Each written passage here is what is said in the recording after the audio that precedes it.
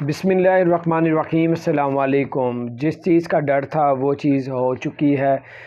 دسمبر کے اندر ہی کچھ ملکوں میں مزید پابندیاں لگانے جا رہا ہے یو اے ای، اور کن کن ملکوں میں لگائے گا ابھی تو 7 کنٹریز میں لگا دی ہے، اور آج جو ہے پتہ چلا ہے کہ یو اے ای جو ہے وہ مزید ملکوں میں پابندی لگانے جا رہا ہے۔ تو اس لیے تھوڑا سا جو آپ نے کرنا ہے اپنے سوچ کے مطابق کر لیں۔ میں بھی اگر یہ کرونا نہیں پھیلتا جو نیا ہے تو آپ کو جو ہے یہ پابندیوں کا سامنا نہ کرنا پڑے۔